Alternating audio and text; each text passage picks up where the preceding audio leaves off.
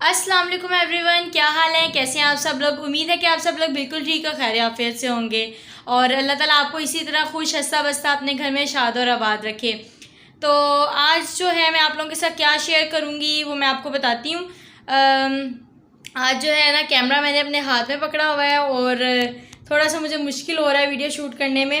Ring light जो है वो मेरे पास अवेलेबल नहीं थी इस टाइम, तो मैंने फिर मोबाइल को हाथ में पकड़ लिया। अच्छा, मैं आज आप लोगों के साथ क्या शेयर कर रही हूँ। मैं सोच रही थी कि कुर्बानी आने वाली है, बकरा ईद आने वाली है और ईद कुर्बान के हवाले से मैं आप लोगों को कुछ बताऊं। जो चीज़ मुझे पता चली मैं चाहती हूँ कि मैं आप लोगों के साथ वो चीज़ भी शेयर करूं। उससे पहले मैं आप लोगों को ये बता दूं कि ना ही मैं कोई मौलमा हूँ और ना ही अगर मैं मेकअप की कोई चीज़ शेयर करती हूँ तो मैं कोई बड़ी ब्यूटिशियन नहीं हूँ। मैंने कोई भी इस तरह के कोर्सेज़ वगैरह नहीं किए हुए। ये जो इन्फॉर्मेशन जो है वो मैं रिसीव करती हूँ, मैं चाहती हूँ वो मुझे अच्छी लगती है, तो मैं चाहती हूँ कि मैं अपने व्यूवर्स के साथ वो इन्फॉर्मेशन शेयर करूँ ताकि जो चीज़ मेरे लिए फ़ायदेमंद हुई है वो मेरे व्यूवर्स के लिए भी फ़ायदेमंद हो। तो इसीलिए मैं आप लोगों के साथ वो चीज़ शेयर करती हूँ जो मुझे अच्छी लगती है और जिसके बारे में मैं पूरी तहकीक कर लेती हूँ कि हाँ ये बात दुरुस्त है, तो वो चीज़ जो है वो मैं आप लोगों के साथ शेयर करती हूँ। तो जैसे कि कुर्बानी के दिन करीब आने वाले हैं और सबसे पहले मैं आप लोगों को मुबारकबाद दूंगी।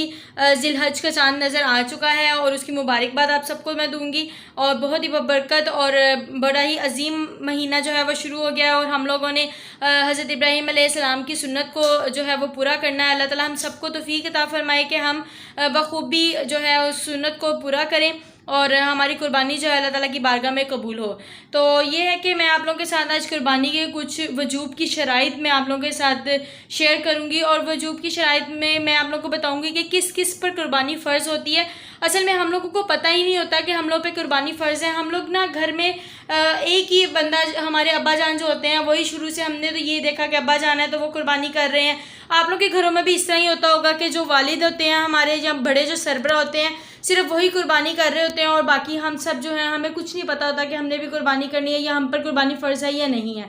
तो ये है कि कुर्बानी जो है ना वो हम सबको अपना अपना देखना चाहिए, हिसाब लगाना चाहिए कि कुर्बानी हम पर आया फ़र्ज़ है कि नहीं, ये शराइत हम पर पूरी हो रही है कि नहीं।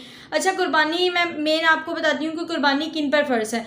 कुर्बानी ज़रूरी नहीं है कि आपके सिर्फ अब्बा जान या आपके बड़े भाई जान जो है वो कुर्बानी कर रहे हैं घर में तो सिर्फ कुर्बानी उन पर फ़र्ज़ है।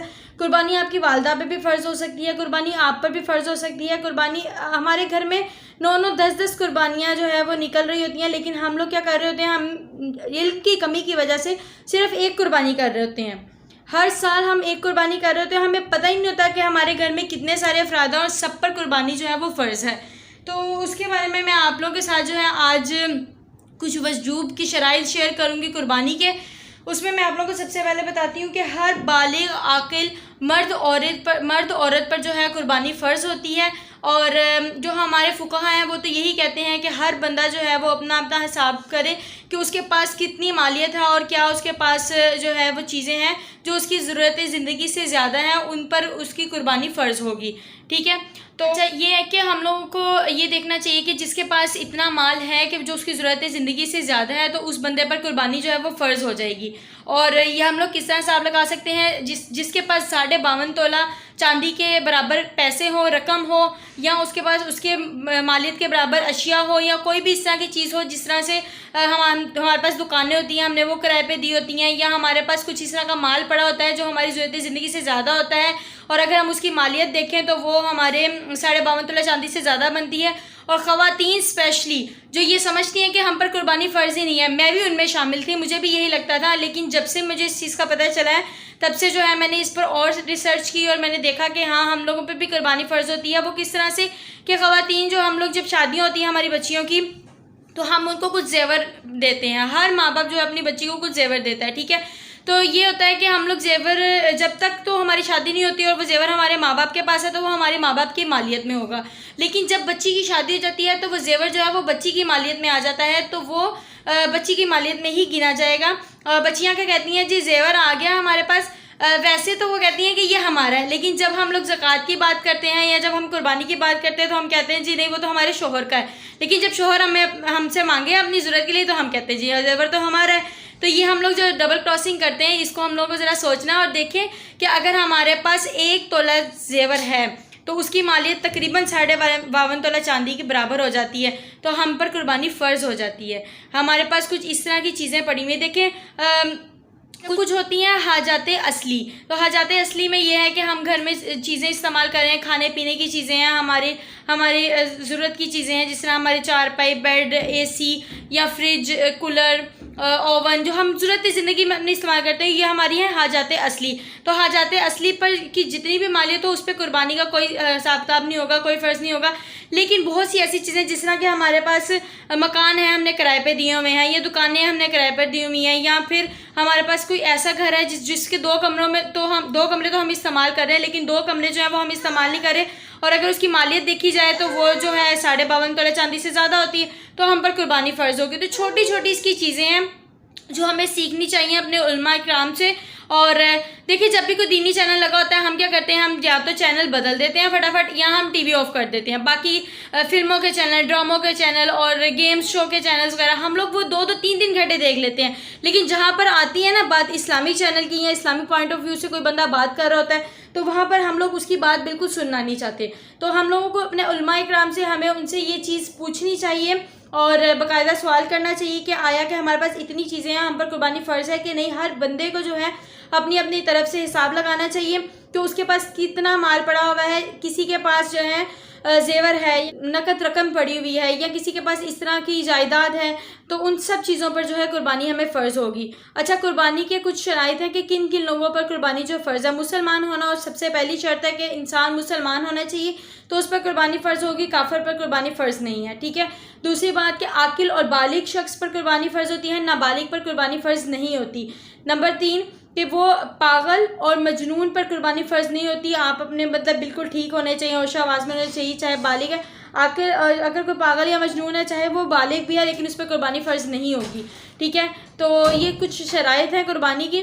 तो हमें अपनी तरफ से जो है, मुझे जितना पता था मैंने आप लोगों को बता दिया। आप लोगों को चाहिए कि जितना जितना आप लोगों को पता है, और जिन लोगों को नहीं पता वो इस बारे में जो है वो पूछ-गिछ किया करें वो उलमा इकराम से। या इसी तरह जो मुसाफिर हैं, तो मुसाफिर पर भी कुर्बानी फ़र्ज़ नहीं होती। मुसाफिर मतलब आप अपने शहर से अगर बाहर निकले हैं और आपका इरादा है 92 किलोमीटर से ज़्यादा आगे जाने का, अगर आप अपने शहर से बाहर जा रहे हैं और आपका इरादा है 15 दिन से ज़्यादा स्टे ना करने का, तो आप लोग मुसाफिर होंगे। मुसाफिर पर कुर्बानी फ़र्ज़ नहीं होती।